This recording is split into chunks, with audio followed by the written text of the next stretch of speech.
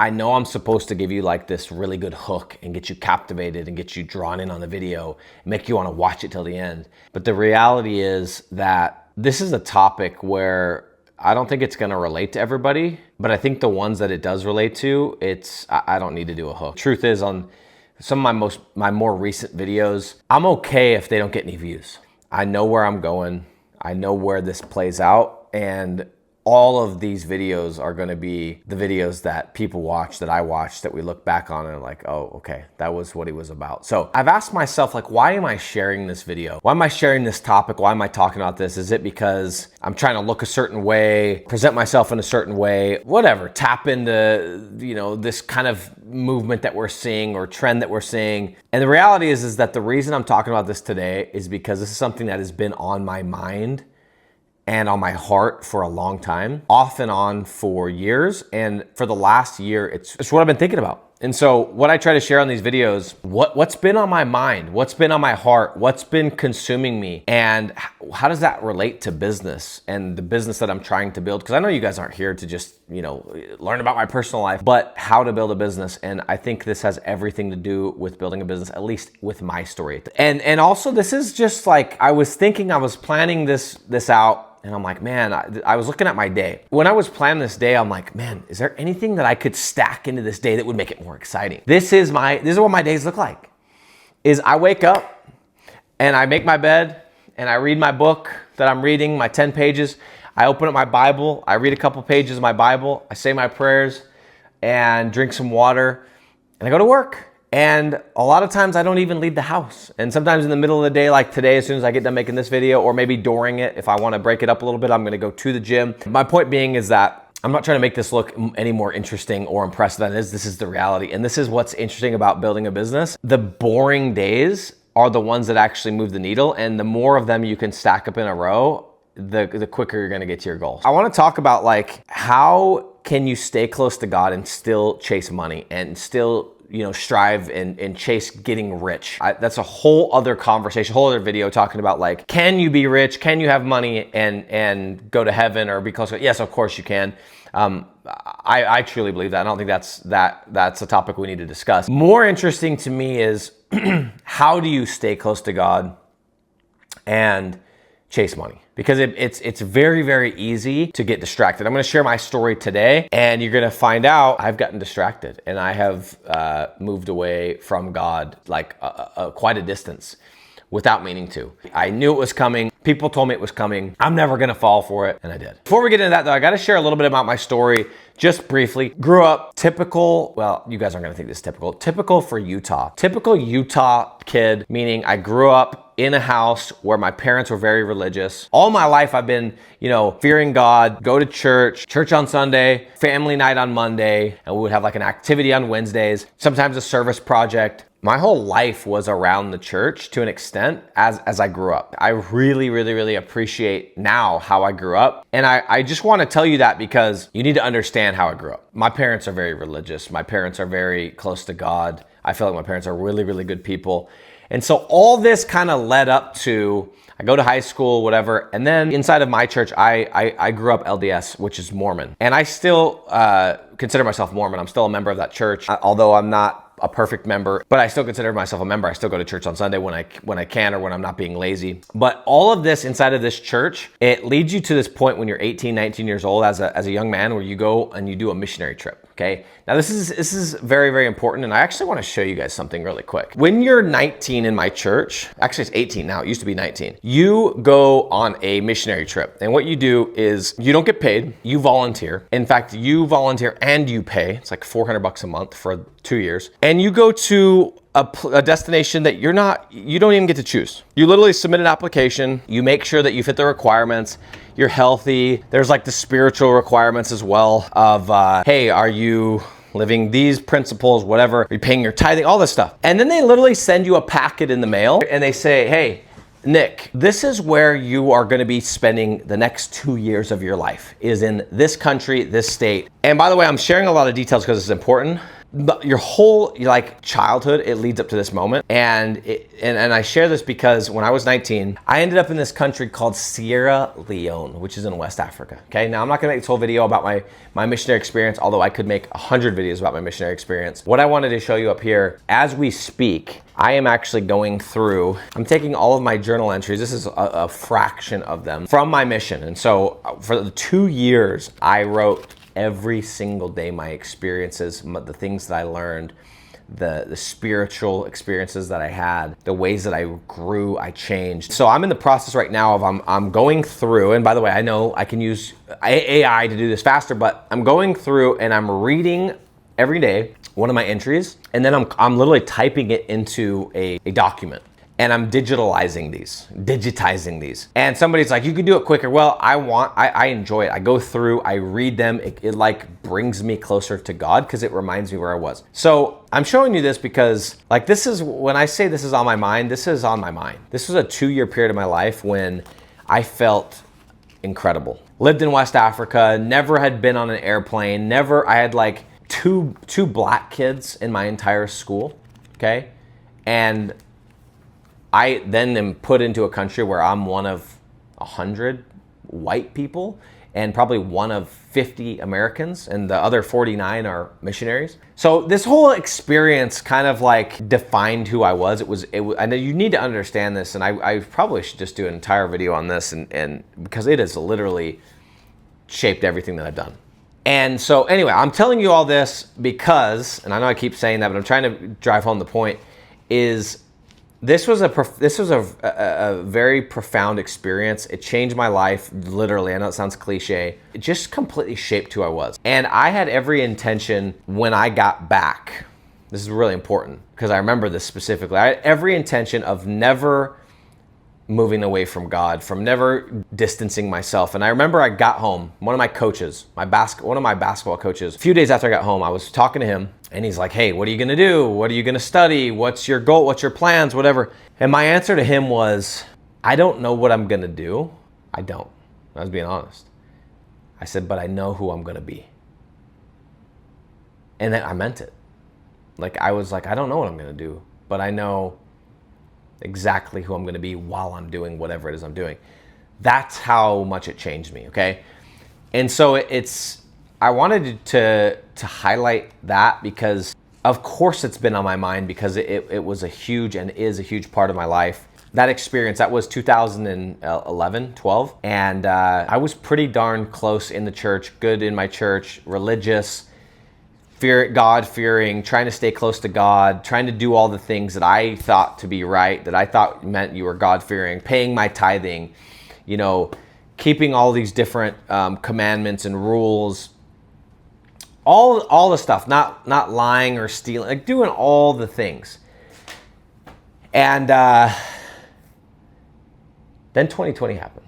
All right, guys, so before I talk about what happened in 2020, and by the way, I'm on my way to the gym. I had to change. I realized I was like gonna be off schedule if I didn't get out of the house real quick. Before 2020, I need to backpedal a little bit. So after my missionary trip, I came back, this is 2012, go to Sierra Leone, West Africa, 2 years, completely transforms my life. For anybody that knew me at this period of my life, from 2012 to until the climax of 2020, I would even say a bit over the top. When I was a door-to-door salesman, before we would hit the doors, I would have people in my car, right? We're all about to get out of the car, we're all about to start knocking doors and go doing our thing. And I would have people in the car and I was like, all right, let's say a prayer real quick before we get started.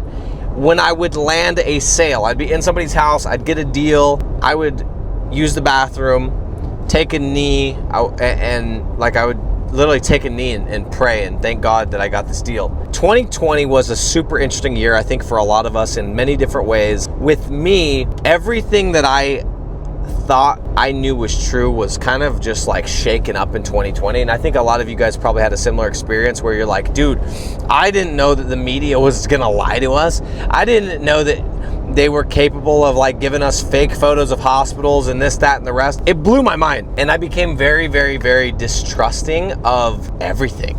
Like I started questioning everything. As soon as that happened, I was like, oh, everything's on the table now. And so then I started digging in to my religion and I started looking for just all kinds of little cracks. And there was some stuff that happened, without getting into specifics, within the religion I was a part of, where in 2020 that I thought were huge red flags that just completely shook my faith, if you will. And by the way, this isn't one of those situations, for those of you that might be thinking this, where in 2020 I decided to go AWOL. I decided to start living a different life and going and partying and doing drugs and all this stuff, and then I was blaming it on not believe. No,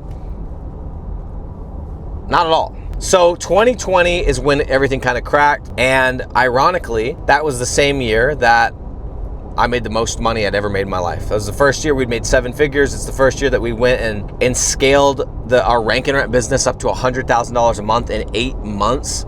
And and yes, I wouldn't believe me either. If I hadn't seen the receipts, if I hadn't been a part of it, I don't think I would trust what I'm saying. That's why part of my free Facebook group, like some of the videos, I would literally show my tax returns, because I was like, look, I wouldn't believe me either. Business exploded, life changed in a very, very good way.